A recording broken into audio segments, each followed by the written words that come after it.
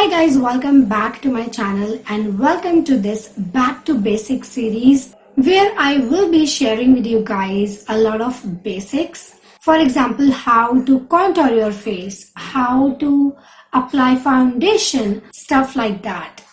If you are a beginner and you don't know how to do this, how to do that, and you want to learn, then this series is for you. I will be sharing as much information as I have, and I also will be sharing a lot of tips and tricks throughout this entire series so that you guys can learn better. So yeah, without any further blabbering, let's just get started with this video. I like to start with a freshly cleansed face and then I move on to my skincare routine. Now, if you don't have an extensive skincare routine, I would highly advise you to apply a moisturizer at least.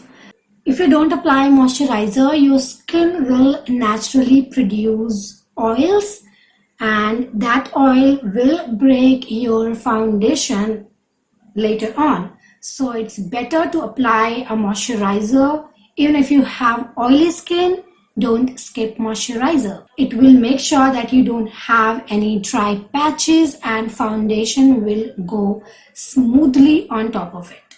After applying the moisturizer, I will wait for 5 minutes. Now you must be thinking, why are you waiting for 5 minutes? I'm not getting it.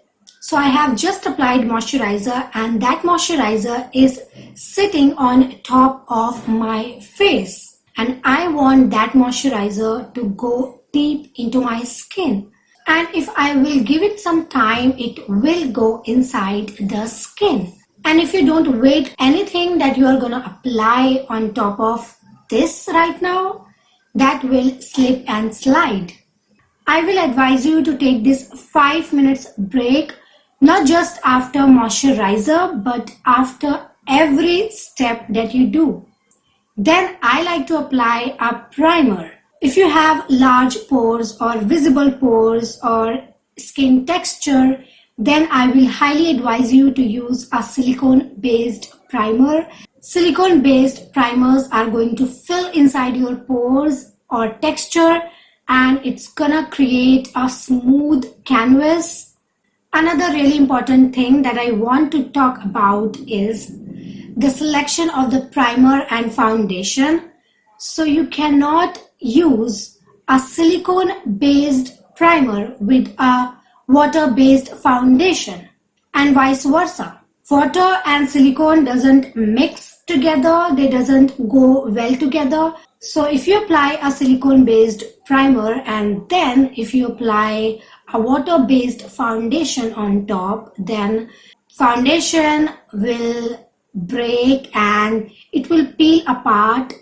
So make sure that you are reading the ingredient lists of the primer, the foundations, and selecting the foundation and the primer of the same base, like a silicone-based primer with a silicone-based foundation, a water-based primer with a water-based foundation. So if the first 2 or 3 ingredients of the product ends with "on" in the end, then that means it's a silicone-based product. And if the first 2 or 3 ingredients are aqua, water, things like that, then it's a water-based product. Then I'm taking this foundation. So this is the Wet n Wild Photo Focus foundation and it comes with a spatula. I like to apply the foundation directly on my face with the help of this spatula.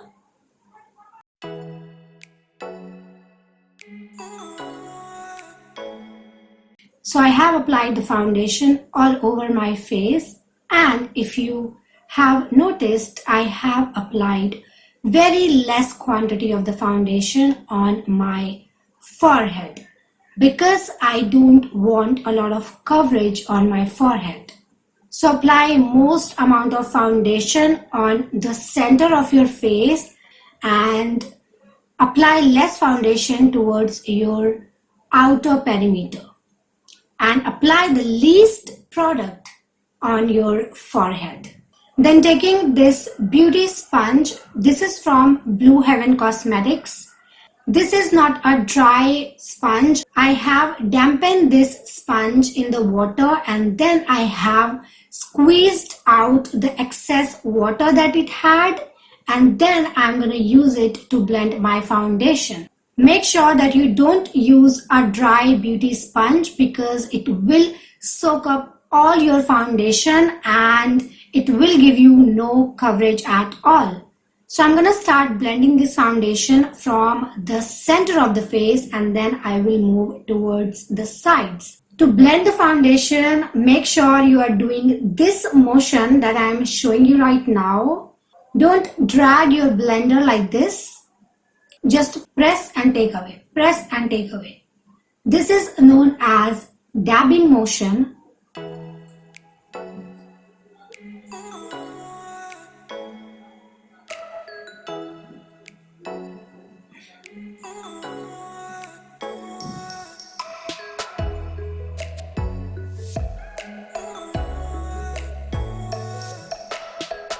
So the center portion is now blended and now I'm going to move towards the sides.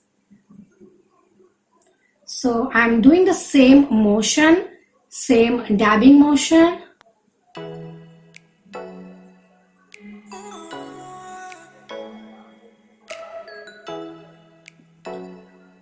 So if you're wondering why I don't apply a lot of foundation on my forehead, is because you want to create an illusion that your foundation is blending into your hairline. If you apply a ton of foundation on your forehead, then it will look very heavy and it won't blend into your hairline and it will look very bad.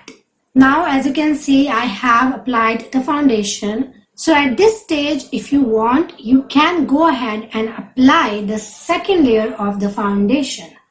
So you want to do it really quickly before the foundation dries down or settles down.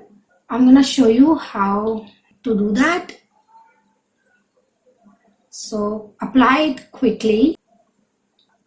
Doing the same thing, blending the foundation from the center of the face.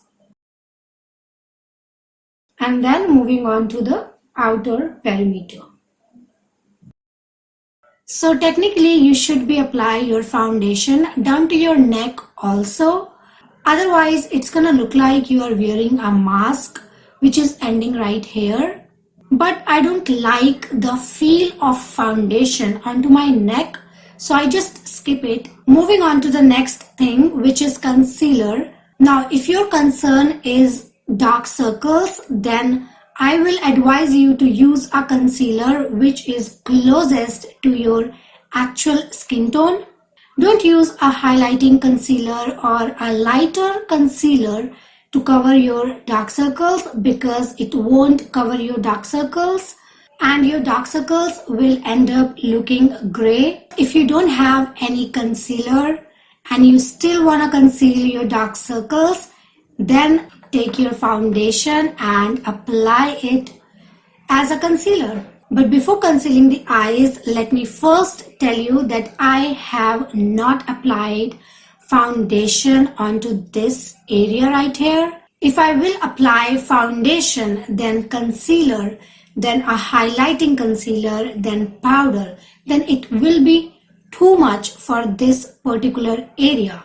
And the under eyes will look really heavy, cakey, and it will crease really badly. And I'm applying the concealer underneath my eyes in an inverted triangle shape. Then taking the same sponge and I'm gonna blend this out. And while blending, I will also go on top of my eyelid just to apply the concealer there. Now it's looking a lot of concealer here, but it's not a lot. I have just spread it out.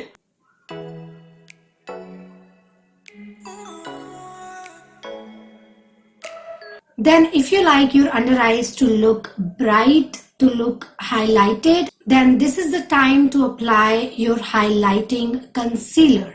I will apply very less quantity, just here, and then I'm gonna blend this.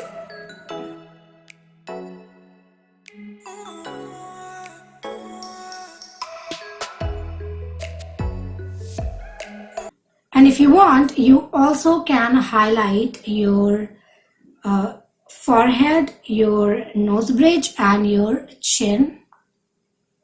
One tip that I want to share is don't use a very light shade of the concealer for the highlighting purpose. You can use 1 or 2 shades lighter concealer, but don't go a lot lighter. It won't look good. Now I'm done with my foundation and concealer, and now it's time to set the foundation and concealer so that it doesn't crease or move.